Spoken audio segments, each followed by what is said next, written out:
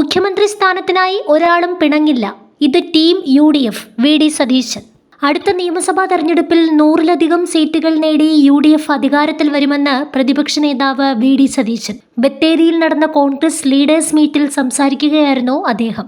100 സീറ്റുകൾ കടക്കുമെന്ന് പറയുന്നത് വെറുതെയല്ല. അതിനുള്ള കൃത്യമായ രാഷ്ട്രീയ സാഹചര്യം നിലവിൽ കേരളത്തിലുണ്ടെന്നും അദ്ദേഹം വ്യക്തമാക്കി.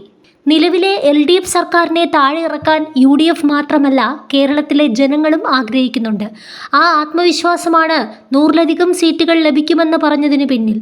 UDFിൽ മുഖ്യമന്ത്രി സ്ഥാനത്തെ ചൊല്ലി തർക്കമുണ്ടെന്ന പ്രചാരണം CPMന്റെ തന്ത്രമാണ്. ജനശ്രദ്ധ തിരിക്കാനാണ് ഇത്തരം വ്യാജ പ്രചാരണങ്ങൾ അവർ നടത്തുന്നത്.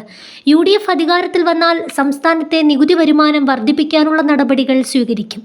ഇടതുപക്ഷ സഹയാത്രികർ വരും ദിവസങ്ങളിൽ UDFന്റെ ഭാഗമാകും. തെരഞ്ഞെടുപ്പിന് മുമ്പ് തന്നെ കേരള രാഷ്ട്രീയത്തിൽ വലിയ അത്ഭുതങ്ങൾ സംഭവിക്കും. UDFന്റെ രാഷ്ട്രീയ അടിത്തറ വിപുലമാക്കാൻ നിലവിൽ സാധിച്ചിട്ടുണ്ടെന്നും മുന്നണിയുടെ കെട്ടുറപ്പോടെയുള്ള പ്രവർത്തനം വൻ വിജയത്തിലേക്ക് നയിക്കുമെന്നും VD സതീശൻ പറഞ്ഞു. 2021 നമ്മുടെ കൂടെ ഇല്ലാതിരുന്നവർ ഇപ്പോൾ നമ്മുടെ കൂടെയുണ്ട്. ഇടതുപക്ഷവുമായി സഹകരിച്ചിരുന്ന നൂറുകണക്കിന് ആളുകൾ UDFന്റെ പൊളിറ്റിക്കൽ പ്ലാറ്റ്ഫോമിൽ ഉണ്ടാകും. കേരളം കണ്ട ഏറ്റവും മികച്ച പൊളിറ്റിക്കൽ പ്ലാറ്റ്ഫോമാണ് വരാൻ പോകുന്നതെന്ന് VD സതീശൻ പറഞ്ഞു. കോൺഗ്രസിന് ഒരു ഗാലക്സി ഓഫ് ലീഡർഷിപ്പ് ഉണ്ട്. കോൺഗ്രസ് ദേശീയ നേതൃത്വം കൃത്യമായ നടപടിക്രമങ്ങൾ പാലിക്കും. ഒരാൾ പോലും പിണങ്ങില്ല. ഞങ്ങൾ ഒരു ടീമായി, ഒറ്റ കുടുംബമായി നിൽക്കും. നിശ്ചയദാർഢ്യത്തിൻ്റെയും കഠിനാധ്വാനത്തിൻ്റെയും ആത്മവിശ്വാസമാണ് നമുക്കുള്ളത്. ശബരിമല തൊഴിലുറപ്പ് അട്ടിമറിയിൽ പ്രക്ഷോഭം ശക്തമാക്കാനാണ് കോൺഗ്രസ് തീരുമാനം.